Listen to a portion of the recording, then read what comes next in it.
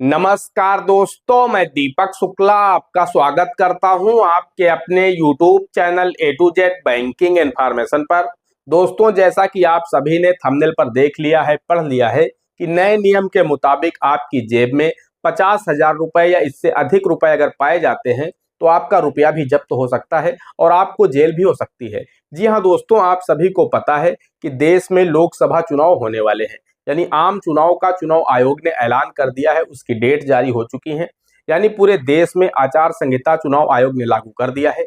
इस आचार संहिता लागू होने के साथ ही चुनाव आयोग ने कुछ नए रूल्स भी लागू किए हैं, जो आप सभी को पता होना आवश्यक है, क्योंकि अगर आप उन नियम्स को फॉलो नहीं करते हैं, उन रूल्स को आप फॉलो नहीं करते हैं, तो आपको सजा भी हो सकती है और आपका पैसा भी जब्त किया जा सकता है। क्योंकि चुनाव आयोग आचार संहिता में कुछ नए रूल्स हर बार लगाता है, तो इस बार भी चुनाव आयोग ने ही ये रूल्स लगाए हैं। और जब तक ये आचार संहिता चलेगा, जब तक चुनाव पूरी तरह से निपट नहीं जाएंगे, जब तक इन चुनावों के परिणाम नहीं आ जाएंगे, तब तक पूरे देश में आचार संहिता लागू रहेगी। और इस आचार संहिता लागू रहने तक आपको किन किन चीजों का विशेष ध्यान रखना है, ताकि आप सुरक्षित बचे रहें, आपका पैसा भी सुरक्षित रहे और आप जेल जाने की नौबत आपको ना आए। तो ये सभी नियम हम आपको बताने वाले हैं इस वीडियो के माध्यम से।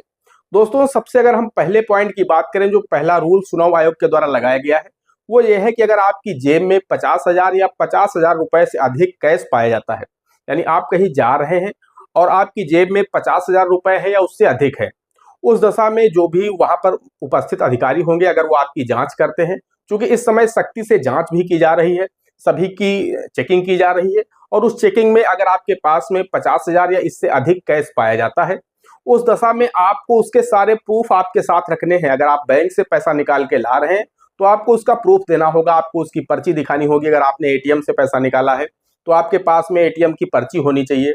अगर आप बैंक से पैसे विड्रॉल करके आ रहे हैं तो आप पासबुक लेकर के गए होंगे। उस पासबुक में आपकी अपडेटेड पासबुक होनी चाहिए, जिसमें लिखा हो कि इस डेट को आपने बैंक से इतने रुपए विड्रॉल किए हैं। ये सारी चीजें मेंशन होनी चाहिए, आपको प्रूफ देना होगा उस अधिकारी को। जो भी अधिकारी आपकी जांच कर रहा है, चेकिंग कर रहा है, अगर आप उसे प्रूफ नहीं दे पाते हैं, उस दशा में आपका पैसा भी जब्त किया जाएगा और आपको जेल भी हो सकती है, यानी सजा भी हो सकती है।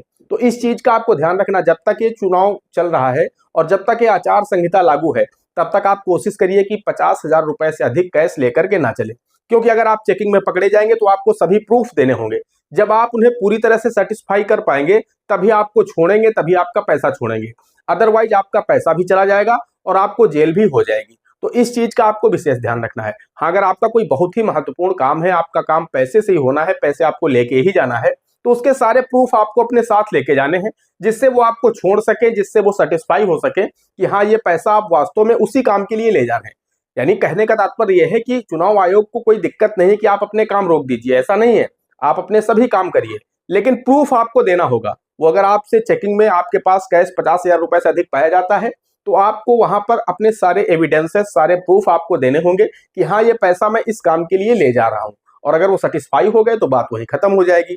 लेकिन अगर आप प्रूफ नहीं दे पाए, आप उन्हें नहीं बता पाए कि ये पैसा आप लाए कहां से, आप ये पैसा कहां ले जा रहे हैं, उस दशा में पैसा भी जब्त हो सकता है और आपको जेल भी हो सकती है।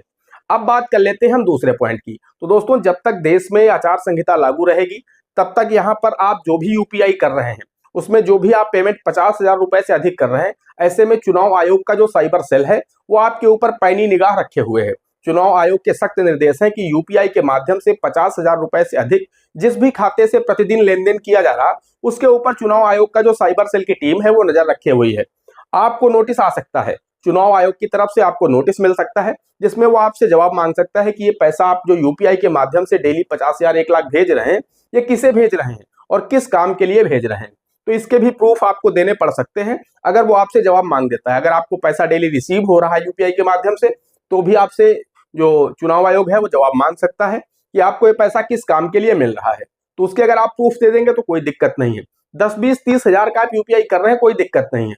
लेकिन 50,000 रुपए से अधिक अगर आप यूपीआई से लेन देन कर रहे हैं, तो ऐसे में चुनाव आयोग आपको नोटिस भेज सकता है और आपसे जवाब मांग सकता है कि ये पैसा आप किस काम के लिए दे रहे हैं। उसके प्रूफ आपको देने होंगे लिखित में, जो भी उसके रिटर्न में एविडेंसेस होते हैं, जो भी प्रूफ होते हैं। जो अगर आपने कोई सामान के लिए पैसा दिया है, किसी कंपनी को दिया है, या आपको कहीं से पैसा मिला है, तो उसके जो भी प्रूफ हो आपके पास कि आपने ये सामान मंगाया है, इसका बिल ये है, ये सारी चीजें आपको संभाल करके रखनी है, तभी आप बच पाएंगे। वरना आपका पैसा भी जाएगा और आपको चुनाव आयोग की तरफ से जेल भी हो सकती है।